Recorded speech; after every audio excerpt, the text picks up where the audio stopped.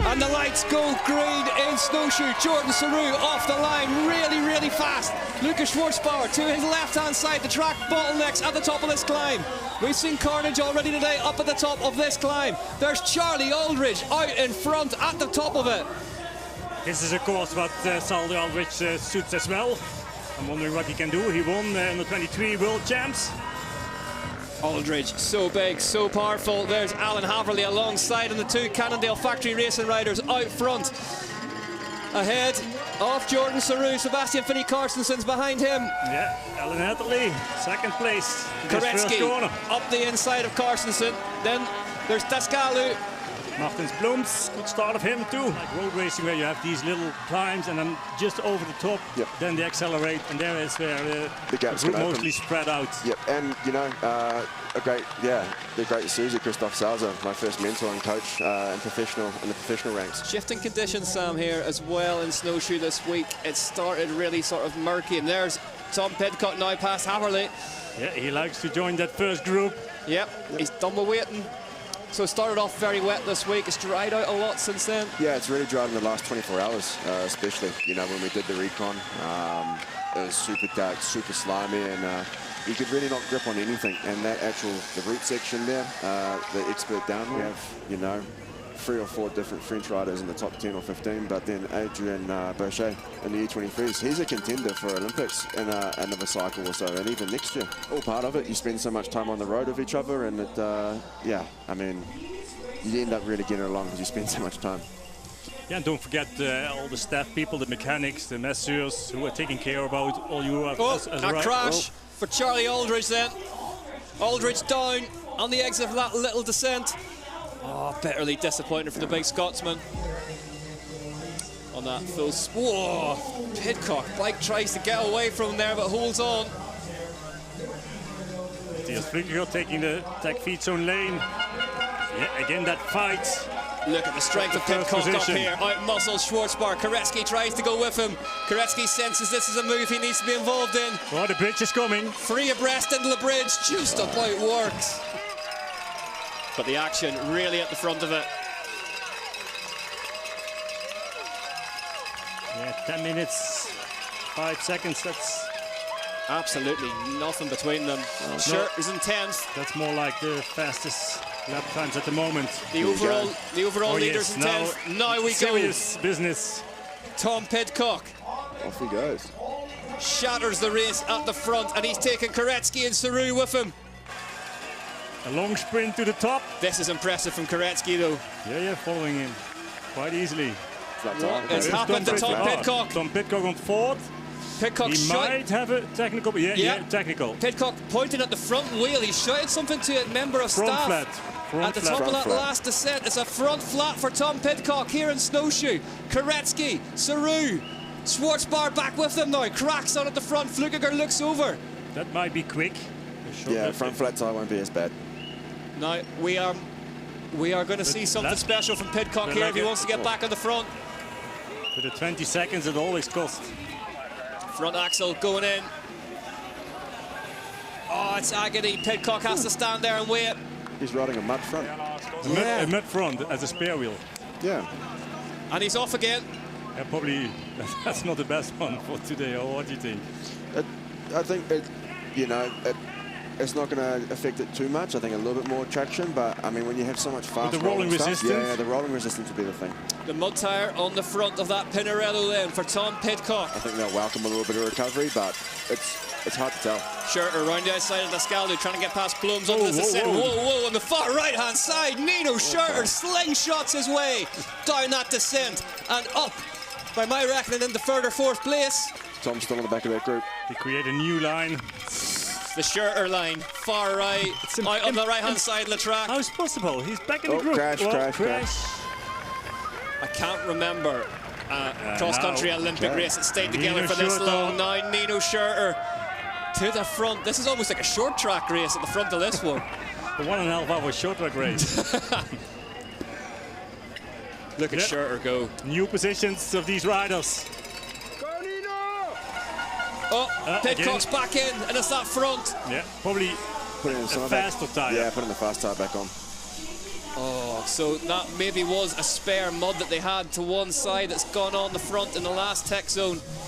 Interesting that they stopped to change it though. You know, like with such a fast course in group racing, you'd think he'd just bite the bullet and have a go at the mud tyre, but he must maybe feeling confident enough that he can still come back. Well, the home mechanic in me was wincing at the sight of that electric screwdriver there, but it's worked for Pidcock. He's away again. Gunnar Holmgren in front of him, the Canadian rider.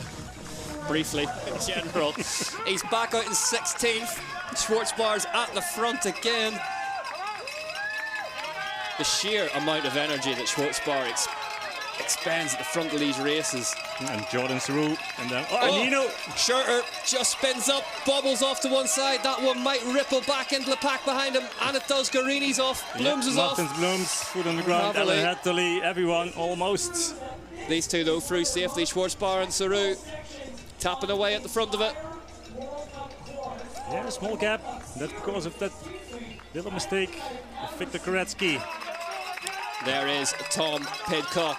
There's some work to do for him. With Filippo Colombo to close that gap. Schwarzbar now points at the rear wheel. Rear flat for Lukas Schwarzbauer. It's not that far anymore to the pits. Schwarzbar points at the rear wheel. Puncture for Lukas Schwarzbar. Jordan Sarrou's about to inherit the lead of this race. We almost can hear him, but he's yelling. That goes a little bit more time, rear wheel. It's now Jordan Sarrou who's leading the race. Jordan Sarrou. He's going to push on. Needs to push on to keep himself free of the chasing pack. Oh no. The wheel is out now. What a shame for Lukas Schwarzbauer. The chasing group, Nino Schurter, Victor Koretsky, Guerrini to the front of it now. Martins Blooms, Ellen Hatterley, Sebastian Finney, Thomas Kriot. Tom Pidcock just coming into that tech zone now. He's in 15th position, 42 seconds back. Schwarzbar's away again. Together with Lukas Schwarzbauer now. Yeah, they can work together. Good pair to chase on. Chasing hard. And he's had a lot of injuries and a lot of setbacks. I mean, he's over the years, he's definitely had his hardships, and to see him performing now at this level is awesome. Yeah. And he's had the benefit and the misfortune of being Swiss in cross-country racing, which is so tightly contested from that nation. Yeah. All I can say is most of the time he shows up the bike races with hairy legs, so I hope he shaved his legs today. Hey, there's nothing wrong with hairy legs. Here he comes, Sarrou, round towards the front. Round towards the start of the final lap, and there is the chasing pack. Sarrou has a look round, he'll see them. Jordan Sarrou crosses the line to lead them onto the final lap here in Snowshoe, West Virginia. But they're all nearly back together now. This climb could be critical. Blooms 5th, Dubow's back in 13th. What's the fastest lap time? For who is it at the moment? Fastest lap time belongs to Tom Pidcock. Yeah, that's what I thought. Jordan Sarrou. 9:55. Thomas Grio's 3rd fastest actual lap time. So as we said, coming strong towards the end of it. Up through this tricky little route line climb. Oh. Mistake. Small mistake. Small mistake. There he is. So Guerrini now leading the race in the last lap. Let's see that attack. Blast past Sarrou. What a performance. Get on him. Leaving absolutely no room to spare on his way past Sarrou. Looks behind, tellingly maybe. Look at Guerrini. Strong. And then a small gap. Let's see how they do. Schurter going to go for that really fast line down the right-hand side. Again, that's... Nino Schurter moves into 2nd. Look at the speed.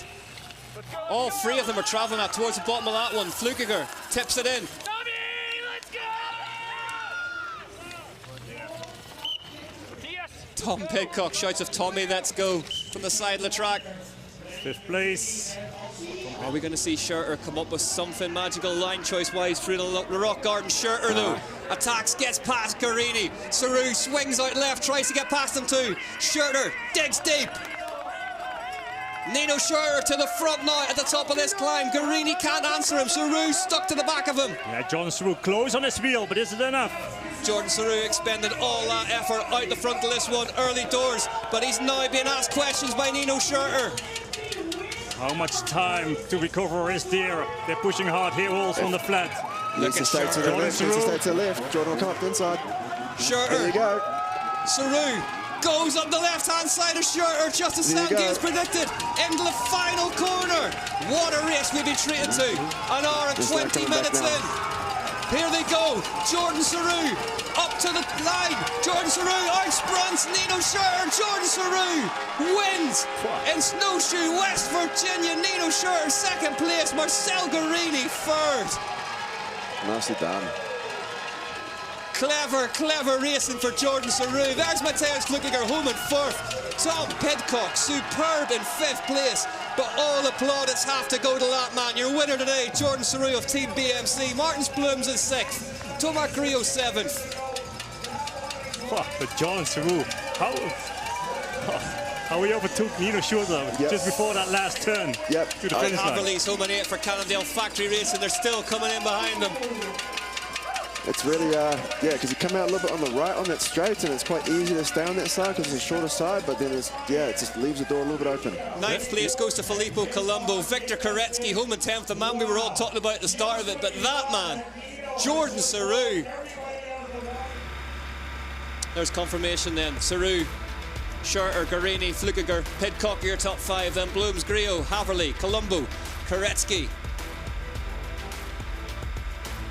Schwarzbauer, Finney Carstensen, Brido, Holmgren, Rott, Fontana, DeBow, Shermans.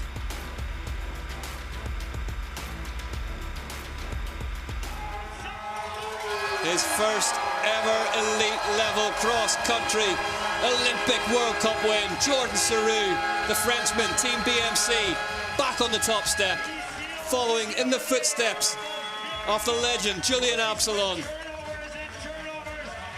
Great to see those famous team colours on the back of a Frenchman on the top of the podium.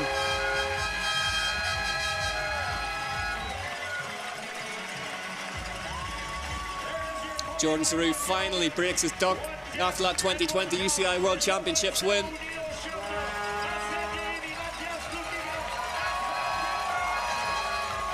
Jordan Sarrou from Nino Schurter, Guerrini, Klukiger and Pidcock. Nino Schurter leads the way, just 89 points, so the difference is going to go to a title decider in Mont Saint Anne, Canada next weekend. Mateusz Klukiger is in the mix as well. Lucas Schwarzbauer, then Grillo, DeBow, Haverly, Forster, Blooms, Dascalu, the top 10, but sharp end is looking extremely pointy just now. Schurter leads the way as we head to Canada.